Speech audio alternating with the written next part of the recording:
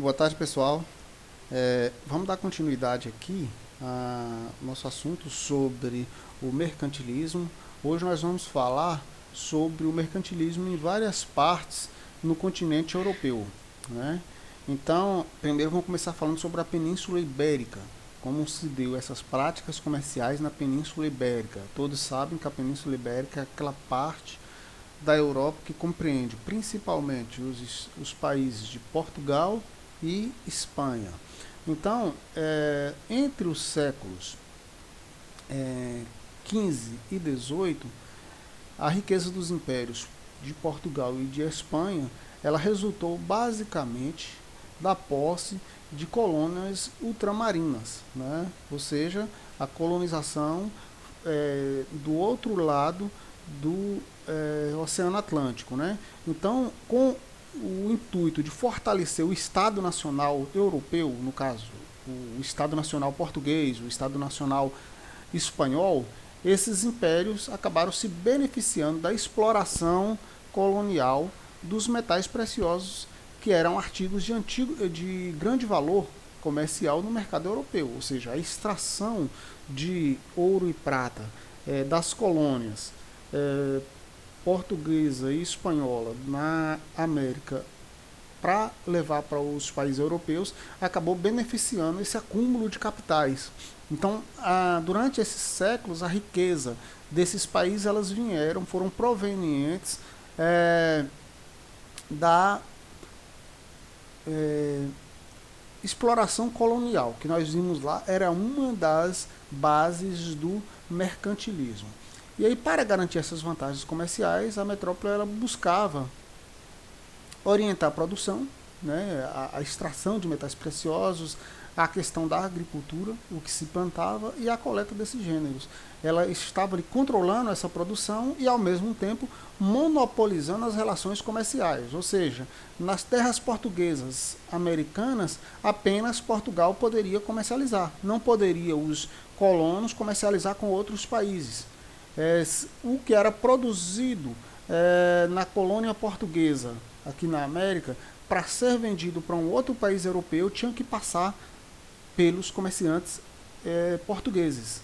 Não podiam os comerciantes, os colonos daqui da América, comercializar diretamente com outros países europeus.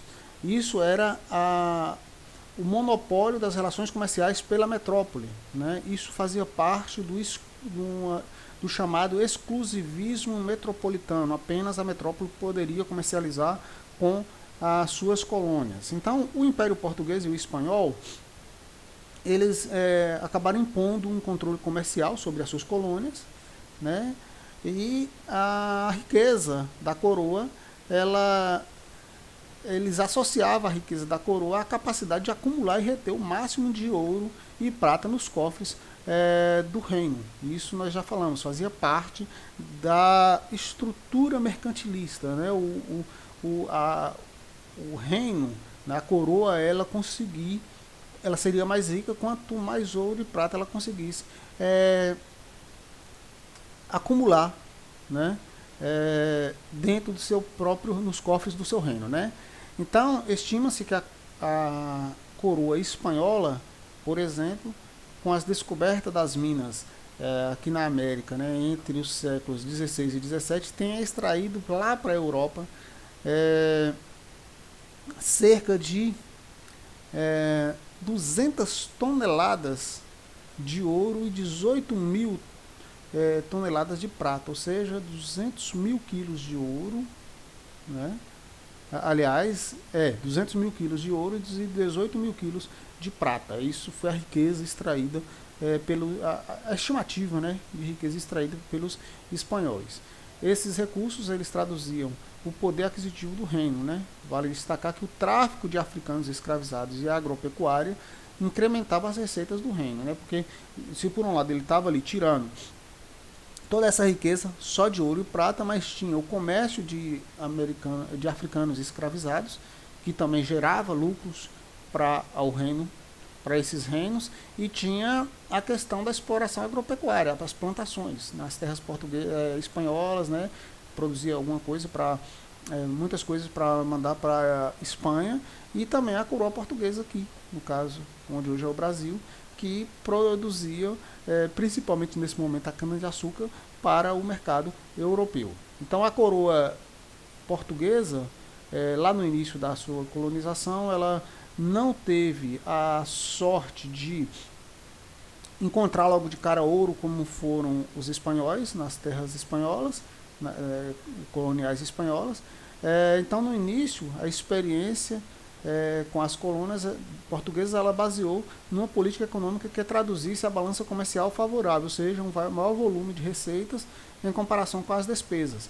E aí, no início, Portugal concentrou o comércio, com as especiarias, principalmente a pimenta da costa africana e do pau-brasil, né, que era extraído aí no litoral do nosso continente americano.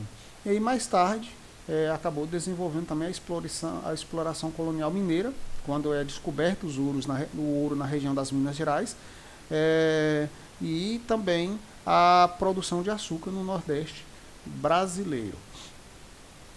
Para o país, no caso agora a França, vamos falar da França, como se deu o processo, né, de mercantilismo francês. Diferente de Portugal e Espanha, que por conta lá do Tratado de Tordesilhas foram os primeiros países que estavam à frente dos outros países europeus na exploração das terras além mar, né, das terras americanas. A França, ela não dispunha das minas de ouro e prata que acabou sendo encontrada pela Espanha e depois por Portugal nas suas colônias, né? Então a principal preocupação da França era criar uma prática econômica e comercial para obter esses metais preciosos. Dentro daquela ideia do mercantilismo que o país, para ser rico, ele deveria acumular a maior quantidade de metais preciosos nos seus cofres. E então, qual era a estratégia? Era desenvolver e proteger a produção manufatureira, ou seja, começar um processo de industrialização para aquele momento, né, de transformação dos produtos. E aí, no caso, países como França, ou como Espanha, desculpa, e Portugal, que não tinha ali uma grande manufatura, um grande processo de transformação de produtos, tinha que comprar esses produtos. E quando ia comprar esses produtos de outros países, eles tinham que pagar, e pagava em ouro. Então era uma forma, ouro ou prata, e isso era uma forma desses outros países também acumular ouro nos seus territórios. Era o quê? Fazendo uma produção mais voltada para a transformação das matérias-primas, que eram os produtos manufaturados, e aí com base, depois de transformar esses produtos, ia vender esses produtos para outros países, como Portugal e Espanha, e ia receber em troca metais preciosos. Por exemplo, a questão da indústria, né, da manufatura têxtil, que foi a que mais teve impulso nesse primeiro momento, que era o quê? Era tinha lá a produção de algodão, né? É um produto primário, o algodão, colher o algodão. Agora, transformar esse algodão em tecidos, utilizando ali o trabalho humano, né? E aí vender o tecido sairia um produto mais caro do que o algodão. Então, muitas das vezes, esses países, eles produziam esse algodão, transformavam em tecido, porque ao vender, agregava mais valor. E assim eles recebiam mais dinheiro de outros países. E aí eles acabavam acumulando, né, esses metais preciosos. Então, como eu disse, a estratégia francesa ela baseava em desenvolver e proteger a produção manufatureira, o mercado e a marinha mercante. E para isso é preciso ter o quê? Uma grande frota da marinha, né? Uma frota ali armada para proteger esses navios comerciais franceses. E também tinha que buscar conquistar mercados coloniais, buscar conquistar mercados em outras partes do mundo. Tinha aí a dificuldade por conta do exclusivo metropolitano que eu disse, que países como Portugal e Espanha exigiam das suas colônias um comércio direto apenas com a metrópole. Nós vimos que nas terras americanas que foram colonizadas pela Inglaterra não houve essa exigência. Os colonos ingleses eles podiam comercializar com outros países, e aí a França buscava essa relação comercial com essas outras colônias. Então eles buscavam regulamentar a produção, assumindo a tarefa de impor às fábricas reais e aos produtores particulares o aperfeiçoamento da técnica de produção, ao mesmo tempo em que estabeleciam uma política protecionista para coibir a importação de matérias-primas e a exportação de matérias-primas nacionais. Na prática, o Estado tributava pesadamente as matérias-primas estrangeiras e incentivava a exportação de produtos manufaturados franceses, que é o que? O Estado ele passa a incentivar, né, o aperfeiçoamento da técnica de produção, ou seja, mudar a técnica para estar sempre aperfeiçoando e produzindo cada vez mais em menor espaço de tempo, e proibir a exportação de matérias-primas. Por exemplo, se o país produzia lá algodão e ele precisava do algodão nas suas indústrias, ele não ia deixar as pessoas exportar, mas vender para outros países esse algodão, porque ele ia pegar esse algodão, transformar em tecido e vender o tecido que era mais caro. E, por outro lado, não aceitava que o país também comprasse aqueles produtos que eles tinham. Aí, para isso, ele ia fazer o quê? Aumentar os impostos sobre os produtos que vinham de fora, que é o chamado política protecionista, que nós falamos lá que uma das características do mercantilismo era o protecionismo alfandegário. Então a produção manufatureira e o comércio de tapeçaria, malharia, tecidos de luxo, papéis, armas, objetos de vidros e porcelana passaram a constar na pauta de exportação francesa durante o século XVII, né? E aí a exploração colonial, porque aí os franceses vão colonizar o Haiti, Guadalupe, Martinica, no continente americano, passaram a ser importantes fornecedores de matérias-primas para a produção, seja lá da tapeçaria, da malharia, de tecidos de luxo, né, de papel, armas e por aí vai. A Holanda também, ela é um país que a princípio ela não sai à frente ali com o processo de colonização, e aí ela vai ter uma burguesia que vai apoiar a política mercantilista, né, principalmente no desenvolvimento de uma frota marinha mercante, né, responsável por transportar cargas pesadas ao longo das rotas marítimas. Eles vão se tornar expert nessa situação de transportar essas cargas, né? E é aí que eles vão criar grandes empresas, né? Principalmente duas, né? A Companhia das Índias Ocidentais e depois a das Índias Orientais, né? Que eram empresas ligadas ao governo holandês, encarregadas de explorar, né, recursos e territórios ultramarinos e a questão comercial. Então, a Companhia das Índias Orientais e das Índias Ocidentais eram instituições holandesas responsáveis por explorar os recursos nos territórios ultramarinos e pelo comércio holandês entre as colônias, atividade que consistia no transporte de remessa de ouro, compras e venda de mercadorias. Tais instituições rivalizavam com a marinha mercante portuguesa e espanhola, disputando o comércio europeu e ultramarino. Para o financiamento dessas duas companhias, foi importante o Banco de Amsterdã, né, que era o responsável por dar o suporte a essa atividade comercial. Essa instituição realizava empréstimos e fornecia moedas de troca, né, aos reinos e aos mercados, né? Assim, elas podiam comprar e comercializar mercadorias de qualquer origem. O crescimento econômico holandês ele foi tão grande que começou a ameaçar reinos que protagonizavam a expansão ultramarina, como o reino de Portugal, o reino português e o reino espanhol. Os holandeses eles desenvolveram várias atividades manufatureiras, né, entre elas a destilaria, né, de produtos, por exemplo, o que a gente poderia chamar aqui de cachaça, né, mas lá eles vão ter outros produtos, né, a tecelagem e o tingimento, né, que era uma forma de dar um acabamento aos tecidos ingleses, né. Eles se especializaram, por exemplo, no corte de diamantes, no refinamento de açúcar, a preparação de sal, cacau e tabaco, o polimento de lentes ópticas, fabricação de telescópios, pêndulo, instrumentos de navegação, né? E a impressão de livros e mapas. Então veja que cada país ele vai se especializando em uma área, porque ele vai ter mais produtos para vender para os outros países e assim receber em troca mais metais preciosos. E tem a questão da Inglaterra, né? Que o mercantilismo inglês ele caracterizou pela produção manufatureira, principalmente a têxtil.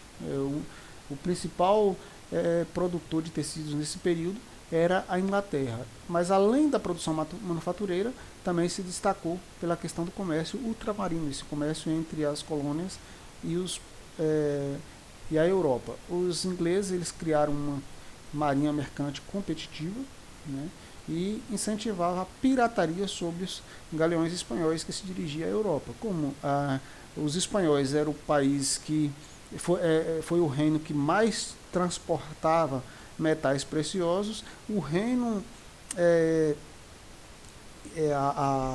os ingleses, né, ali com uma empreitada ali da coroa inglesa, ela vai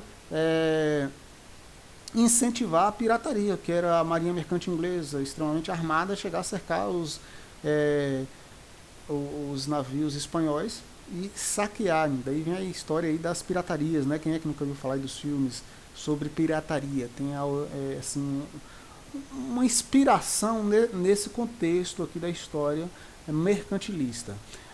Então a política mercantilista inglesa ela esteve sempre ligada à expansão marítima, né? A Companhia Inglesa das Índias Orientais ela estabeleceu interpostos comerciais na Índia, na Indonésia, oferecendo uma concorrência ao Império Português e à Marinha Mercante Inglesa.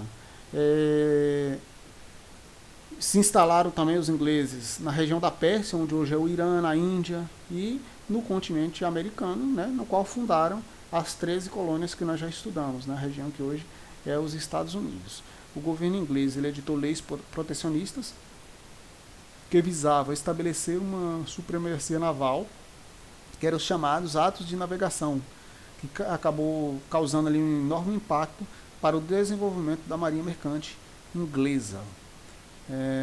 O primeiro desses atos de navegação foi publicado em 1651 e estabeleceu que mercadorias destinadas aos portos ingleses só poderiam ser transportadas por navios ingleses ou por navios do país de origem, ou seja,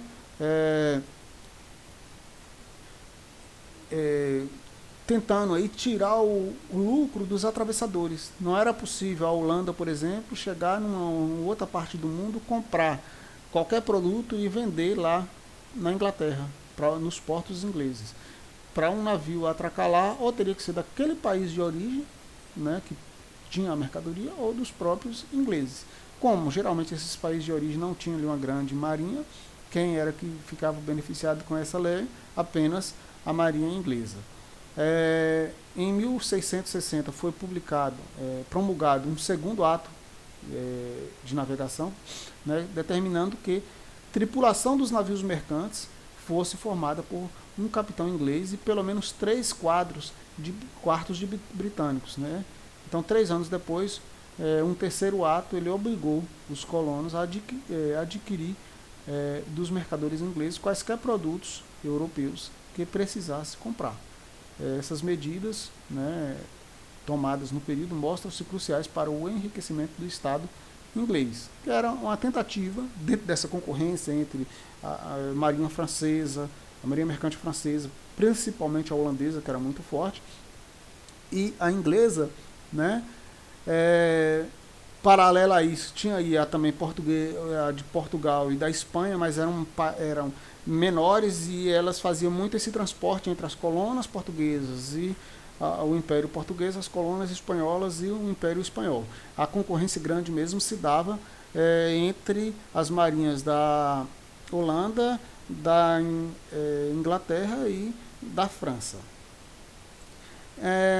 As fases do mercantilismo, né? Os efeitos do mercantilismo logo foram sentidos pela população europeia, né? No início do período moderno, a Europa passa por um forte processo inflacionário, né, que é entre os anos de 1460 e 1620, o grande crescimento da população, né, o crescimento demográfico, ele superou a produtividade agrícola. Além disso, o rápido aumento da quantidade de metais preciosos em circulação no continente fizeram os preços dos alimentos disparar. Ou seja, muito metais preciosos, é o que a gente pode traduzir isso nos dias de hoje com muito dinheiro circulando, fez com que o preço dos alimentos disparasse. E aí o preço dos cereais ele foi mais afetado e mais que quintuplicou nesse período. Então isso acabou causando muita fome, né, e miséria entre os camponeses e os trabalhadores pobres das cidades europeias. Essa é uma das consequências dessa política de acumulação de capital no território. Esse movimento inflacionário ele foi altamente prejudicial ao Império Espanhol. A situação dos espanhóis ela ficou pior, né, ela agravou em razão dos conflitos armados nesse período que a Espanha teve que enfrentar contra a França, a Holanda e a Inglaterra, que acabou lhe causando, custando grandes somas de ouro e prata. Né? Na primeira metade do século XVII, a produtividade das minas na América chegou próximo ao esgotamento, ali por volta na segunda parte entre 1650 em diante, e aí isso acabou interferindo na capacidade de importação de produtos de outros reinos, levando parte do continente europeu a um período de estagnação econômica. No entanto, no século XVIII, uma nova conjuntura aqueceu novamente a economia europeia, que foi o fluxo de metais preciosos intensificado, só que dessa vez pela coroa portuguesa, que é quando a coroa portuguesa descobre as Minas Gerais. Né? Houve um aumento das produções agrícola e manufatureira, demandando a retomada do comércio externo. Né? Entre os séculos XV e XVIII, o continente europeu passou desse jeito, né? Diante disso que nós falamos, entre os séculos XV e XVIII, o continente europeu passou por fase de expansão econômica e de retração. Né?